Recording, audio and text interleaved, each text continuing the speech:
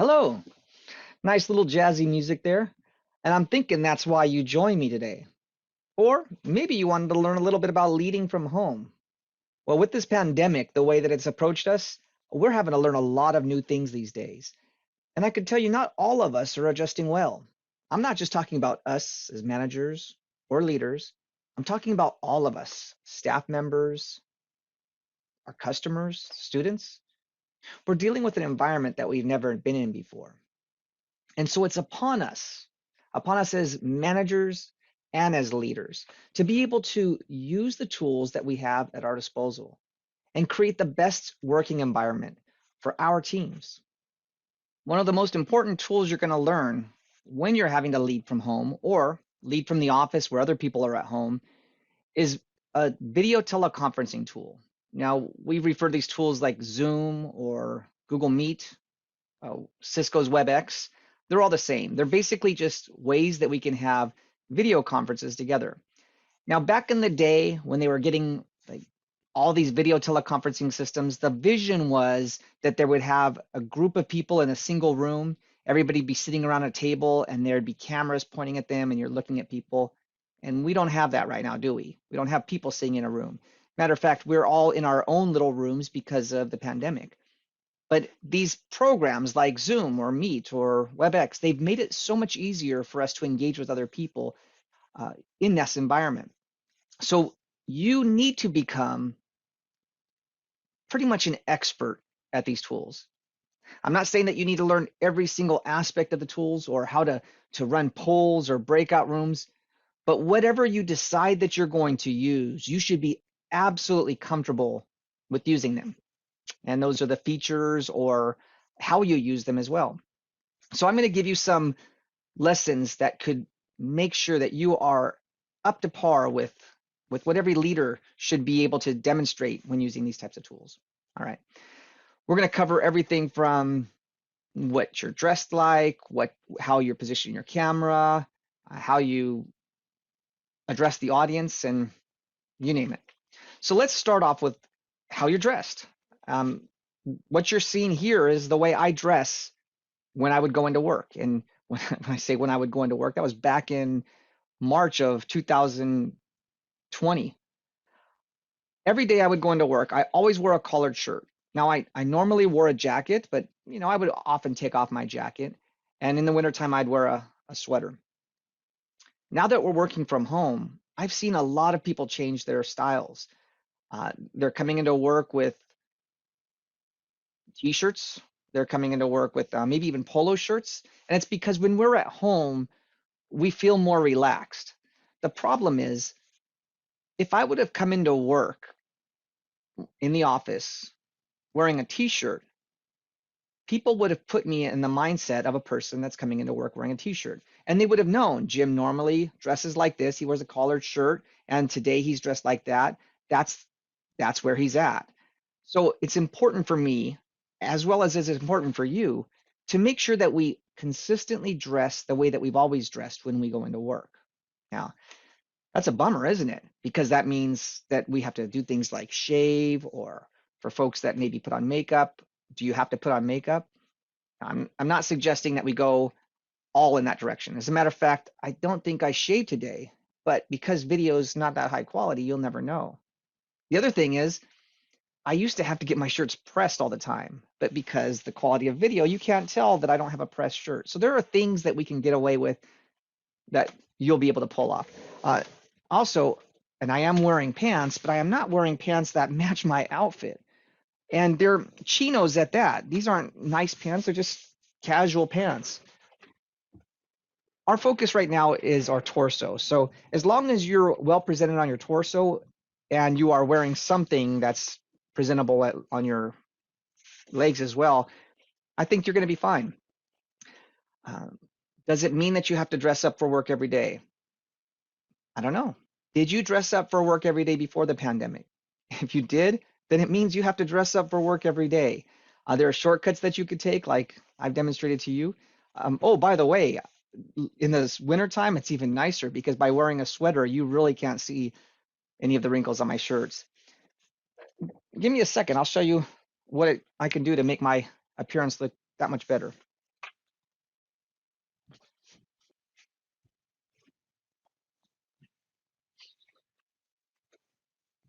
Now you can see, I just grabbed a sports coat out of my closet, threw it on, and I've given a completely different perspective of how I look. This is exactly how I would dress when I go in the office. People know that I'm wearing my sports coat and my collared shirt, that I'm there to do work, that I'm in the mindset of business. And that's what I would suggest you kind of get in the mindset of as well. Ladies, if you have a sports coat or something that you would wear, by all means wear that one. I've noticed that a lot of people are having a problem with their hair, and I've seen some great uses of scarves, and even men, maybe they're wearing caps or some type of head covering. There's many ways to get around the difficulties from working from home and yet still presenting yourself well. So that's number one. Make sure that you're well presented. Okay, now that we've gotten out of the way, let's talk about our environment. And our environment should be well presented as well. What you're seeing behind me is a bookcase, right? And it's kind of looking like I probably set this stage up. And really I did, because I'll show you where I'm working out of. I've actually got my phone hooked up as well. And so you're actually seeing me through my phone. So I'm going to take my phone and show you what my little environment looks like. And so what you can see is this is like a little alcove in my bedroom. And all I did was just threw a bookshelf right there, bought a $60 desk. I have my laptop on a stand, and I can see my camera right here. I've got, oh, what is this? Well, that's my wife's. My wife's a junior kindergarten teacher, and this is her work environment. All we do is we move this desk forward. She sits on the other side of the desk, and now she could teach her junior kindergarten class. And so what you're seeing is just a real clever way of controlling your environment. What you want to make sure in your environment is that people can't walk behind you, because if people are walking behind you, that's where your audience's eyes are looking. And your audience, what if you're just having a meeting for work? You need to be in the mindset that the people that you're meeting with are your audience. That is the people that are watching your video. So what are they looking at? That's what you want to be focused on. For me, I know that you're not really looking at anything. You're probably trying to figure out what kind of books I read, but other than that, it's kind of hard to see. I doubt that you'll be able to even ascertain that. But I've controlled my environment. I don't have to worry about anybody walking behind me, and there we go. So that's the next thing is understand what your physical appearance is, and then your environment appearance. Okay, so now what about the framing of the picture? You'll notice that the way I've positioned my camera, my head is at the very top of the frame. And this is intentional. This actually comes from the video industry or television industry. You might have heard the term talking heads for the nightly news shows. And that's because on those nightly news shows, it's only their heads that you see, or the top of their heads, the torsos, I should say. In video, they've learned, and this is true in so many parts of our world, is that when you're presented something, and I'm talking now about the audience that's watching you on video, their eyes tend to focus on the top third of the frame. So right here, and this is like here would be the second third. So we got the top third, middle third, and the second third. The top third is where our eyes tend to focus. Matter of fact, if you take a look at any newspapers, you'll notice that they put that headline right there in that top third. They'll, for resumes, we tend to use that area for our objective. Our eyes tend to go towards that top third. So as a result, for me, that I'm talking to you, I want to make sure that my eyes are right on that top third. Let me show you what it looks like if my eyes weren't at the top third. Okay, this is what normally people think. They think put your eyes in the middle. But what this is giving you the impression of, you the viewer, is that I'm now a little shorter statured, I'm a little lower, I'm in a non-dominant position, and it almost appears that in a sense you're looking down on me. So what we want to do is make sure that our head, our eyes are in the top third, and the distance between the top of your head and the top of the frame, we want to minimize that as much as possible. As it turns out, that video of that information up here, this is the most non-interesting part of what's going on. There's nothing that changes up here. So we minimize that. In video production, they call that headroom. So you minimize your headroom. So now I've got my head positioned well, and it aligns right with my eyes are in the top third of the frame. And now I become much more of a conversational piece. You might have noticed also by when I was showing you my work environment that I had my laptop raised and the camera was a little higher. And that's because I want the camera height to be right at my eye level, just as if I was talking to you in person, right? I'm not looking up at you, I'm not looking down at you, I'm looking right in your eyes. Now, when we're sitting around the table with each other, that's usually how it is. We're always usually at the same height. Let me show you situations where you might not look like that. I've seen this a lot, okay? In this case, you're looking up at me and you're even looking up my nose, how embarrassing, right? Or if I'm looking like at you like this, now I'm looking down at you and you're wondering, why is he so angry with me, right? Or let's go just the other way. You're like this and now I'm looking up at you and I'm just this little tiny kid wondering, will you be nice to me today? This is not a good posture for someone. So by keeping the camera at eye level, and there you go. And I'm just, adjusting my screen and stuff so that it gets that camera right there, minimizes the headroom, and I'm good to go. All right, I hope that makes sense. But what we're doing is before we even start to use a tool, we're understanding how to use it. How do we come across with the people that we're talking to on video to put ourselves in the most, I don't want to say flattering position, but position of what a leader would look like, okay? We're paying attention to our background, we're paying attention to ourselves, and we're presenting ourselves on video in a way that makes it comfortable for people to interact with.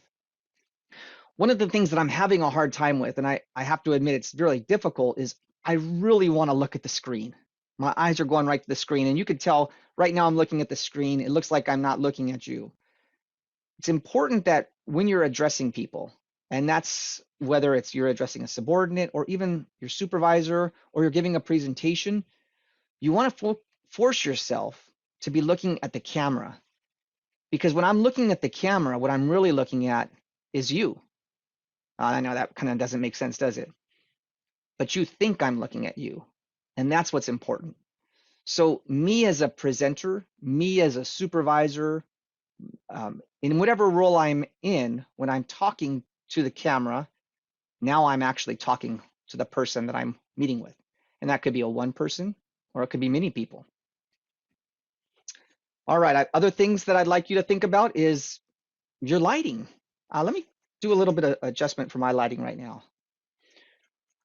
Most of us have lighting kind of like this. Ooh, that's a little bright right there, where lights are coming down from above and lighting up the things that are on our table.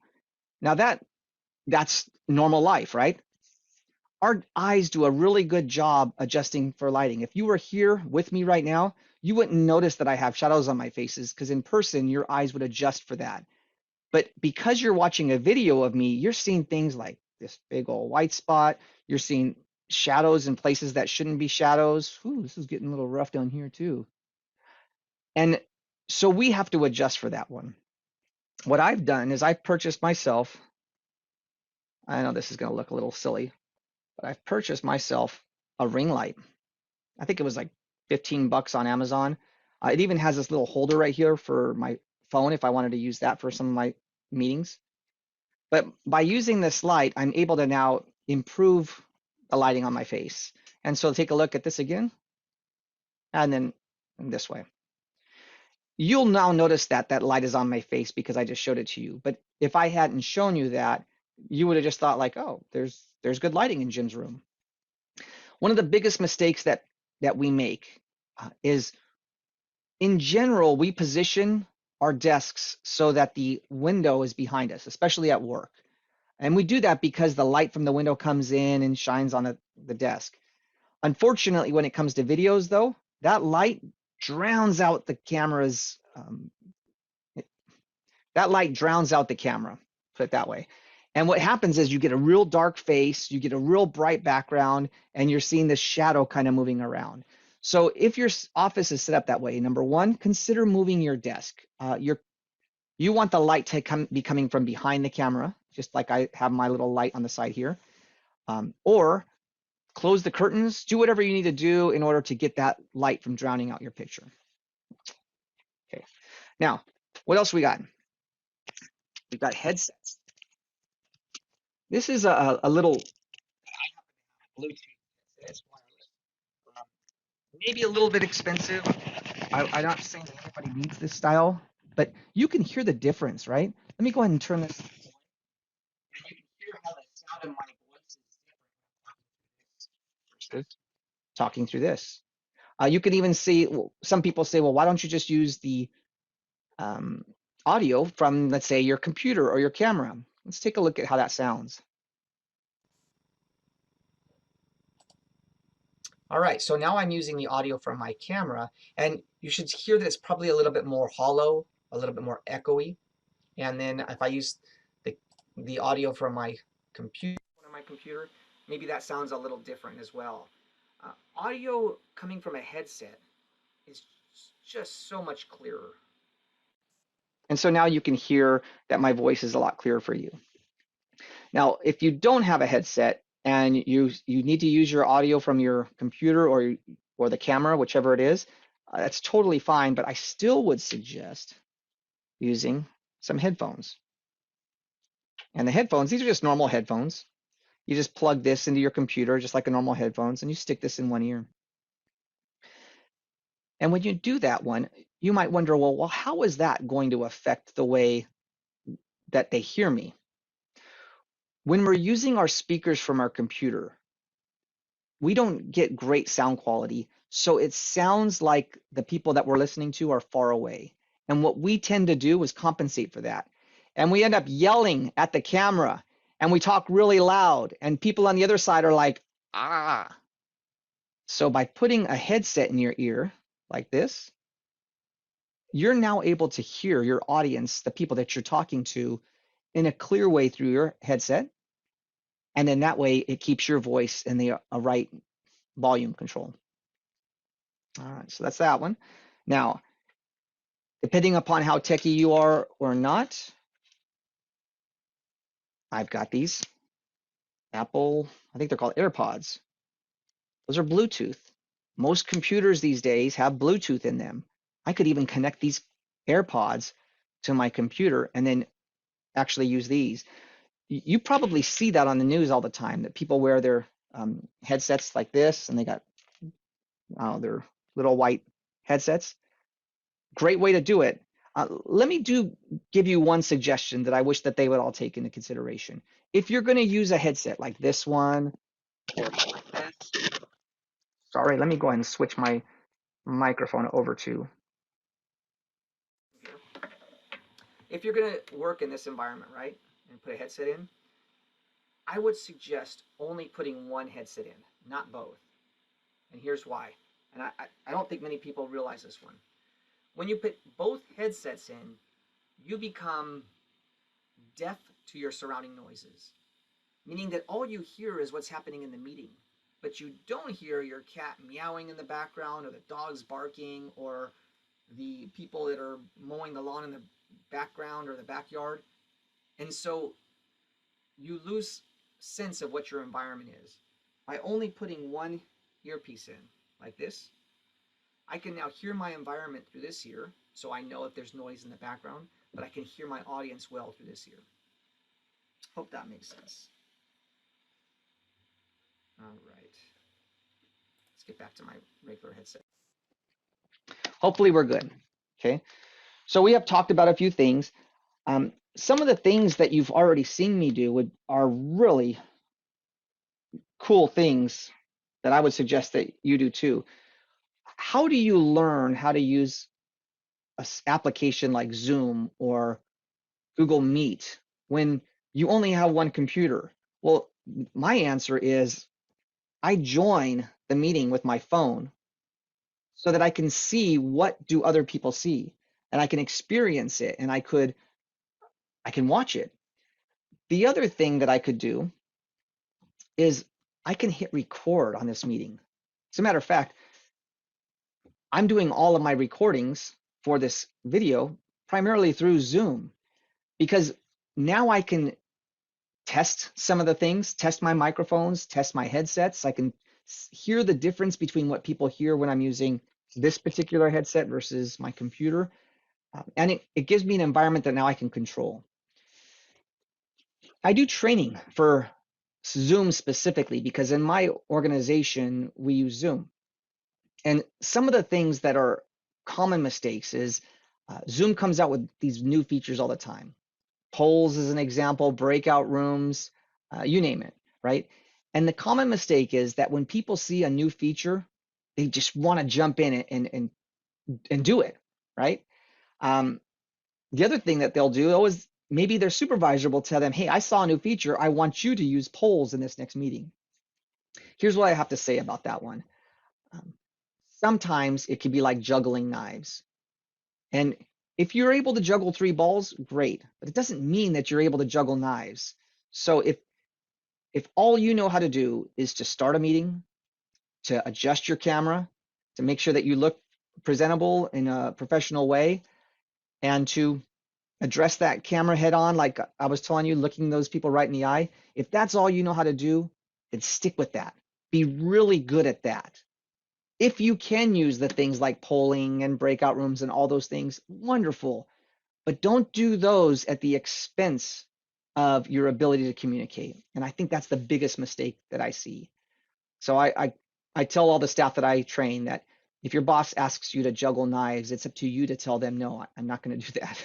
Right now, I know how to do these specific things. Let's use that, and then we'll have a really good meeting. All right, and then another thing that I'd like you to pay attention to is going back to your surroundings, but more importantly, those things that are distracting. And I know this is going to be really difficult, but some of us have animals, cats, dogs, or bunnies. In my case, I got a chicken out in the back. And while I think that they are the best in the world, and I like to have my cat in my lap, having my cat in my lap during a meeting is not the best way to put your professional self forward. I close my door, the cat cries, cat wants to come in.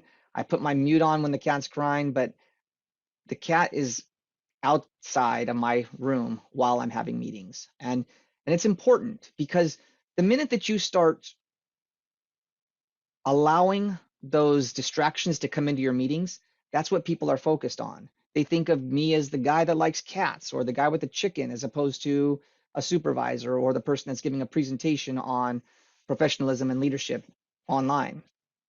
So keep those distractions away. And I know it's hard. If you're a parent and you have kids at home, that makes it even more difficult. And I don't necessarily have answers to everything, but just keep in mind is wherever you could reduce those distractions, that should be our goal. I violated one of my rules the other day, and I thought, well, why don't I just have the roofing guy show up between 10 and 12, and I'll just kind of make myself available. Well, the roofing guy showed up at 1, and I was in the middle of a meeting, and I had to say, could you excuse me? I have to go answer the door. I've got my roofing guy outside. And as I said that, it dawned on me, is that what I would have said when I was working in the office before COVID-19? Would you excuse me, my roofing guy? I would have never said that. If I would have had to be home for my roofing guy to come out, I would have taken off a day of vacation. So try to isolate those segments of your life from work. If you have somebody coming over between 10 and 12, don't schedule any meetings between 10 and 12. If that somebody that's coming over doesn't come over between 10 and 12 and they come over at 1 like they did with me, well, then that's their situation. They need to reschedule with me. I should have put my full attention to the meeting that I was in. Now, I mentioned that one of the features that I really enjoy about Zoom is the ability to record, and it's great for meetings. As a matter of fact, one of the things that I recorded the other day, which worked out really well, was I had collected information from my team over a period of days where we were talking about, in my situation, web development, because I oversee the web developers, and the struggles that we were having. We came up with a plan. I made a presentation and presented it to our executive team. I recorded that presentation so that when I was done with the presentation, and I recorded it through Zoom, so the CIO was there, the CBO was there, the assistant superintendent of education services was there.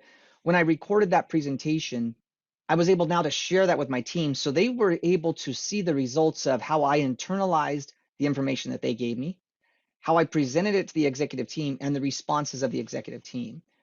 And it created this transparency to like give them insight into what happens once I take that information and digest it. Another thing that you can do in Zoom is to share your screen. And let's see if I could give you an example of that. And this really shouldn't be anything new for many of you. But when you share your screen, you're given some options of sharing the screen. In my case, I have two screens, screen 1 and screen 2. You can share a whiteboard, or you can share specific applications. It's really important that you understand the difference between sharing your screen and sharing an application. Because if you're only sharing an application, you end up pulling up something and people say, I can't see what you're looking at, and boy, it gets crazy. I'm focused when I share my screen, as you're seeing right now. I also want to think about, what do people see when they look at my desktop? And is it a messy desktop? Is it cluttered with everything? Or is it nice and clean? I would consider my desktop right now, I think it's pretty clean. But watch this little trick. You should be able to do this on any computer. I can go ahead and click on, or right click on that desktop, and I click View, and I click Show Desktop Icons and uncheck it. And bam, now my desktop looks really clean. Presenting your environment in as nice of a way as you can to the people that you're working with, well, it's professional in of itself, and it will help you lead in the right way. When you're done, I can click on View and go back to showing my desktop icons, and now I'm back to normal. So pay attention to not only the surrounding that your physical surrounding in, what people see, but also pay attention to your surrounding of your desktop, the things that you're sharing, what are people seeing, because their eyes will tend to navigate towards those types of things. People have played with this thing of virtual backgrounds, and you can see, there's certain virtual backgrounds that everybody has, right? These are the out of the box of Zoom. And then you got the whole video thing, and you can see, oh, this is so cool. Consider these types of things like, I don't know what you want to call it, shiny little objects. And they're fun to play with, but they're not something that you want to distract people's attention from. My goal is not for people to think about, where is that behind me? My goal is for people to listen to me, talk to me, and get the best information. Virtual backgrounds are good, and if you want to use them, use one that's not distracting. Like, for example, the blur is a great way to hide the background. Or like, for example, we've created virtual backgrounds that are just really generic, that says the Santa Clara County Office of Education. We also go take pictures out in front of our office and use those. But using some non-distracting virtual backgrounds is a great way to go. When I first started using Zoom, I was doing things like this because I thought it'd be funny.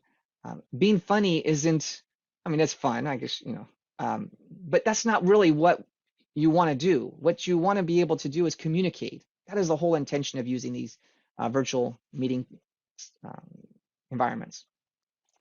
This was my inspiration for my current environment. I love this picture. I said, hey, I wish I could have something behind me like that. And this is the result. So virtual backgrounds, they're nice. Don't let them become a distraction though. And that's Zoom. Now, once you've kind of mastered that, of being able to understand your environment and control things like your audio, what you hear, that headroom concept, and I can see I'm starting to slouch a little bit in my chair, so let me adjust that right there. The next question is how could you use tools like Zoom or Google Meet or Cisco WebEx or any other of the products out there? how can you use those to improve your communications with your team? I'm going to give you a technique that I've used since April of 2020. And it took me a couple of weeks, when the pandemic hit. I think it was like the 15th of March or somewhere around there that we all started working from home. And I was like, oh my gosh, how do I juggle this one? I know how to work from home because in my past jobs, I've personally had to work from home, but I wasn't just working from home now. I was leading from home. I was leading teams from home. And while I was so busy thinking about how do I get myself as productive as I can be, I was losing sight of how do I help my team be as productive as they can be. So I asked around, and I have a friend of mine that works for the company Gore. You might recognize the company by their product Gore Tech, but they're actually also do medical manufacturing.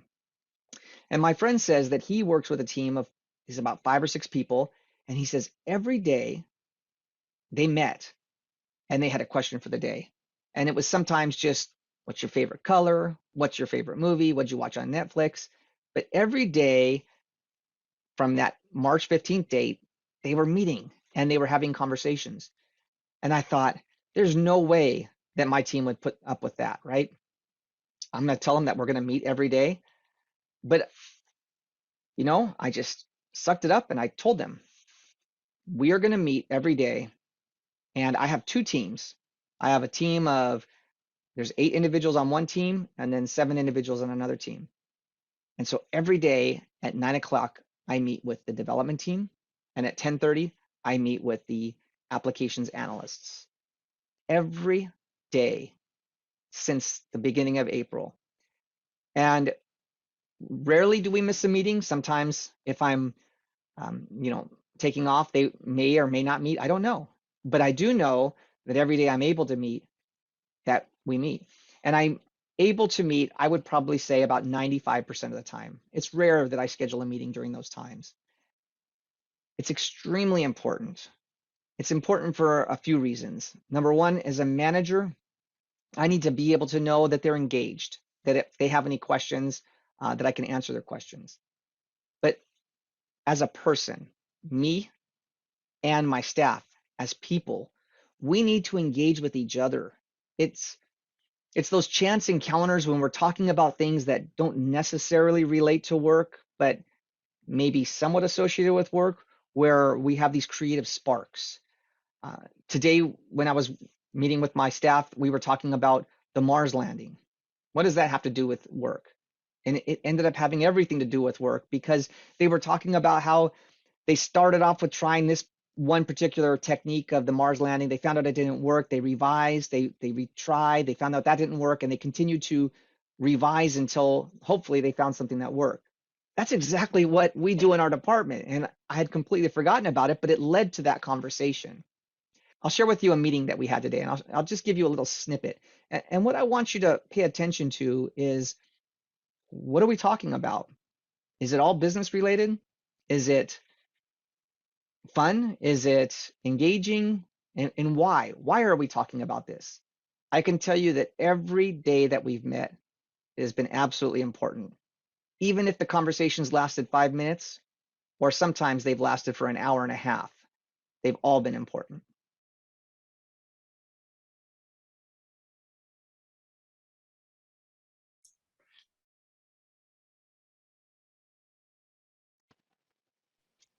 Hey, Robbie, how's it going? Hey, Supreet. Hey, Jim.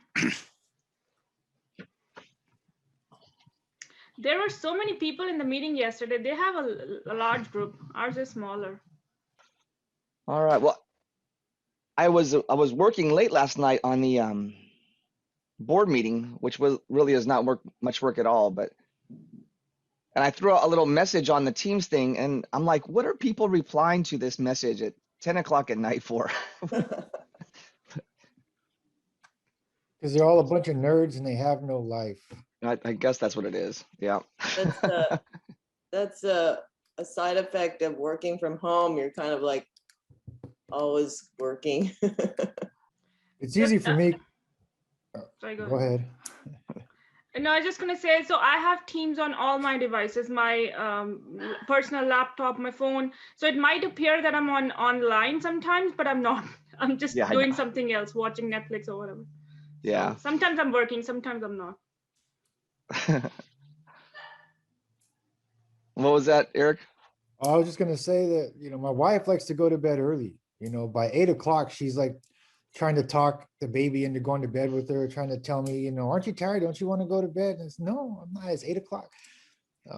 She has to get like 10 hours of sleep. So she's usually, in bed before 9. Ooh, Yeah, I 'cause I love didn't the way see- you use that word, circumventing. I know. And I Yes, saw that last right. night. That was my $10 word right there. Circumventing. Four syllables. All right, I got to get going. I got another meeting scheduled at 9:30. I hope your all's day goes good. And if I don't talk to you today, have a great weekend. Okay. Happy Thank birthday. you. Happy Happy birthday. birthday. Bye-bye. Happy birthday, Jim. Bye. Thanks. All right, so what did you see there? Well, what you might have noticed was what some of the staff members that I have were talking about. Sometimes we weren't talking about work at all. You might have also noticed that I don't require that my staff members wear collared shirts or jackets to work every day because they're not meeting with the public. But I will say that if my boss was going to be in a meeting or any other director, then that they would present themselves appropriately, right? And that might mean wearing a collared shirt. Just as simple as that. Could be a polo. It depends on what they would normally wear to work. So I don't think that we need to be so strict on our staff to make them conform to certain standards. But I also don't think it's too much to ask for our staff to conform to standards if the situation occurs. For example, teachers should be dressed in the same way that they teach a class. Now, I know there are many teachers that wear t-shirts to class, whether it's a PE teacher, a shop teacher, or even it could be an English teacher, right? But whatever the consistent dress that that person wears should be carried forward through working from home.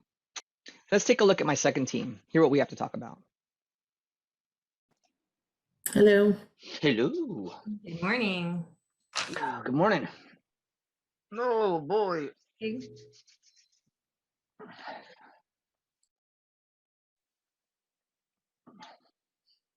Hey Lily, have you ever made a QR code before yesterday? No, but I've made many since. So first, did you ever think that you would be making QR codes in your life? And that's the first question. And then second, did you ever realize how simple it was? I knew what a QR code was, but no, I had never generated one before yesterday. Yeah. And now I think I can do them in my sleep. I know. I like to Must tease be around that with my exciting. yeah. Nothing is exciting these days. Yeah. I think what's more exciting is the NASA Perseverance rover. I'm gonna watch it. What's going on with that one? Is that the one on Mars? Yes, it's gonna land. They're gonna try and land it today. They're gonna land, I think before they were trying to do it with a parachute and it was too heavy, it was falling. Now they're gonna put some kind of rocket on it to kind of elevate it before it lands. And I just love the Mars project. This is all happening like what did they, when it was coming down, did they say, oh, let's reverse, go back up? Is that what they're doing? Yeah, what's interesting about it is that 3 countries sent out this rocket to Mars at the same time. At the same time, and they're all arriving at the same time. I have a question for Lydia and Rhonda. What? About the rocket? No, not about rockets. Come about on, QR codes. Marie, perseverance. It's all about QR codes. QR codes, yeah. Don't you guys recall that when payroll locks, that the W4 screen locks and the TE screen locks? It should lock. Mm-hmm. Well, apparently it doesn't lock. It locks depending on what pay schedule is going to be on a W-4, you know, because it's controlled that way? What do you Did mean? someone really lock it? So like if the EOM locks, right, it's going to lock for those who have Yeah, EOM, correct. but not for those who have No, temps no, or no, something. no, or no. That is not how we had that programmed. I'm glad to hear, Maria, it was a really good conversation that you were able to catch that. I'm really glad to hear that that automation was able to point that out to you, and it's nice to hear that we're going to be now modifying the automation to take that into account next time. That'll really help out in the future. Glad to hear that we're going to be landing on Mars. Yeah. And if anyone needs a QR code, Lily's got you covered. we know who to call. I'm going to take off. I got to get Alrighty. going on some other things. Catch you later. Bye. See you guys. Bye. Bye. Have a good one.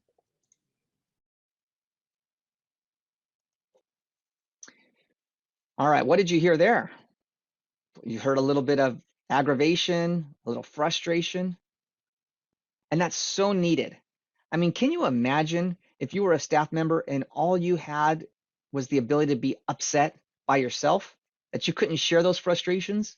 Oh, how much pressure does that have to be on our coworkers and our staff? I mean, that's terrible.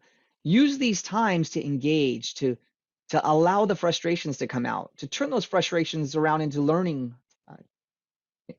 opportunities. The concept of meeting daily seems overwhelming. And on one hand, I would say, well, then maybe you should try to meet every other day or every week. But you know what? I don't believe that. I think that we as managers, we tend to become overwhelmed with whatever we allow ourselves to get overwhelmed with. I think right now, our best use of time is making the most effective use of our team that we can, because together we're going to be able to accomplish much more than any one individual can. What do we normally do?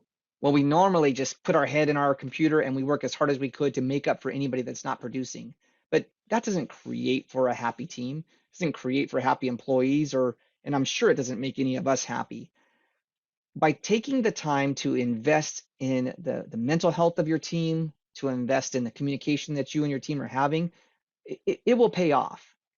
And it has for me. I mean, I know that, you know, in some ways I'm stressed out because I'm working a little harder. But on the other hand, I also know that I'm no longer commuting and I save a lot of time. I know that when I have meetings back to back, I don't have to leave 10 minutes between each meeting in order to get from one place to the other. I'm like, bam, bam, bam. So I'm on fire each one of those times going from meeting to meeting. So if that means I have to force myself to take an hour, 30 minutes for one team, 30 minutes another team out of every day to dedicate myself to that, well, that's what it means. And I do it, and it works perfectly. There are some of you that have a lot of staff members, and you might say, there is no way that I can do that one with 30 staff members. And my answer to that is, why not? It's still the same time. It's 30 minutes. It just means that you have now 30 people on this call. It only takes 30 minutes out of their day as well. They don't have to drive to a meeting. They don't have to walk to a meeting, you know, go to the district office for a meeting. All of that's gone. Now we're talking about instantaneously available. Change them from 30-minute check-ins to 15-minute check-ins. But the key is pay attention to your staff. It's through these types of interactions, these video interactions where we can meet with each other, that will bring the opportunity for ideas. Now, that said, I have seen a lot of people try to pull off meetings like this, and they consider this a Zoom meeting or a Google Meet. And this is not what I would call video teleconferencing. Let me pull myself back up. As you saw there, what I just did was I stopped my video. The whole reason why video is such a profound medium for us to have meetings is you can see my facial expressions. You can see my face light up when I'm excited about something. You can see a little bit of disappointment when I'm a little bit upset about something, or frustration, or you can see stress. It's that type of interaction that we have as humans that allow us to interact in a much deeper level than just hearing voices. So as leaders, we should 100% have our video on all the time. As leaders, we should encourage our staff to 100% have their video on all the time. You might have noticed that in my team meetings. Not one of them had their video turned off. They've gotten used to me. Can't say it was like that at the beginning. Everybody was hiding behind that camera. I can't say that we didn't have cameras looking like this. We didn't have cameras looking like this. But given a few days and me sharing my ideas with them about how camera positioning should be, headroom, oh, they got the hint pretty quickly and they adjusted, and now we're all interacting very well. Now, I mentioned that there are tools that we can use to increase our productivity, but more importantly, our leadership. And video conferencing is one of those tools, something like we're doing right now. But there's another tool that I want to introduce to you. And I know this is a kind of a techie tool. Open yourself up to this one, because this will not only benefit you as an individual, but it's going to benefit every one of the staff that you have and anybody that you're having to interact with. Back before the pandemic, if I needed to show somebody how to do something, or if I needed to tell them, hey, this is what I need from you, I would be able to sit down with them, put the pieces of paper out, and whatever it is. But what about in this environment? Well, in this environment now I have to arrange to make sure that we're both available at the same time. And how do I show them that? I can't be with them. But with the thing called screen recording, you can. Now, we've already discussed how you can record videos on Zoom. But the distribution of that involves, now how do I get this video to people? I upload it to you. Oh boy, okay. What I wanna do is I wanna show you a technique that I use when it comes to screen recording and creating lessons for other people. Again, you're looking at my desktop. It's a relatively clean desktop. Let me clean that up for you even more, and wow, looks good. There's a product that I have on my computer, and it's called TechSmith Capture. Now, this product is pretty hard to find. If you go to their website, it's not readily available, but I'm giving the scoop. So just in Google, just type TechSmith Capture. And you can see it says TechSmith Capture Jing, and that's what the name was. It used to be called Jing, and it's a free download, and that's the beauty of this. It's a free download. So let me show you how that works. Once you've installed it, you click on it and open it up, and it says Capture. Now, you've all probably seen something like this one. On Windows, there's a thing called Snagit or Snipping Tool. There's Snip and Sketch. Snagit is a common one. Macs have similar things as well. But TechSmith Capture allows you to, clicking on that capture button, highlight the area that you want to capture. And so, for example, I can highlight this area. And then it gives me the ability to take a picture. Yeah, that's passé. Or capture a video. When I capture the video, I can choose whether I want to use my camera. I can now give instructions. When you're done taking your screen recording, and by the way, your screen recording will then record your voice, it will record the video of your screen, and it will record your camera as well if you want it to. You're presented with that video, and you can play it again, and you click Upload to Screencast. Now, the first time you do that, it's going to ask you to make an account, and guess how much the account costs? Nothing. It's free. This is the most fabulous tool that I've ever used. I click Upload to Screencast, and what will happen is it will return to you a little, there you go, upload complete, and it gives you a URL. You copy it, and then now when I go into my email, I could just send an email to whoever it might be. I put a little message, and I say, here's what I need. And I just paste that URL. And when I paste that URL, then not only am I talking to that staff member, but I'm showing them what I need. Does that make sense? Let me go ahead and show you an example of one that I actually did. And Hey Lily, I got 3 files that I want you to look at. Let's go with the first one is a new file that I created called the Qualtrics location table version 1.xls. I'm going to click this, right click and copy it. And now I'm going to go to a website and I'm going to look up QR code generator. And the URL is www.qrcode-generator.com. Okay, I just right click here and do paste. And then on the right hand side, it generates it and I click download. And I'm going to go ahead and look at it's just trying to sell me something right here. But I think right now it's just see how it's saying it's generating. And then I got this one and I'm going to name this one Ritter Park main office. I go insert picture and I go to where I save that. There's that Ritter Park PNG. Click insert.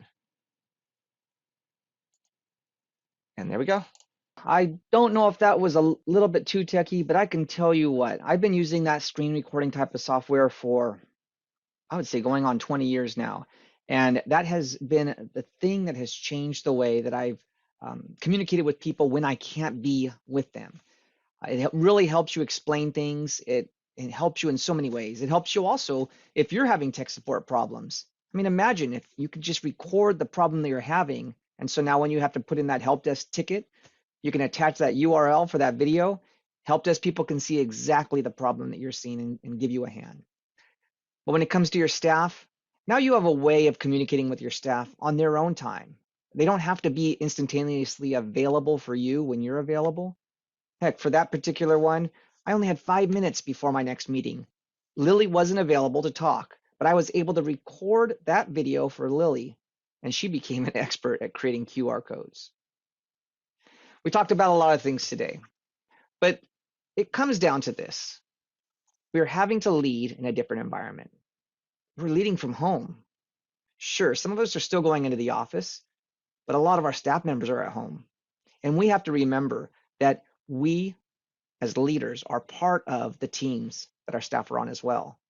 And we have to create the environment that not only makes us productive, but makes it enjoyable to work in the organization that we're at. Leverage off those video teleconference solutions like Zoom, WebEx, and Google Meet. They're all wonderful products. Make sure that whatever product that you are using, that you learn how to use it well. Adjust your environment. Make sure that your camera is good with your headroom and your eyes. Speak into the camera and do your best to improve that communication with your staff and become a leader that can lead from home.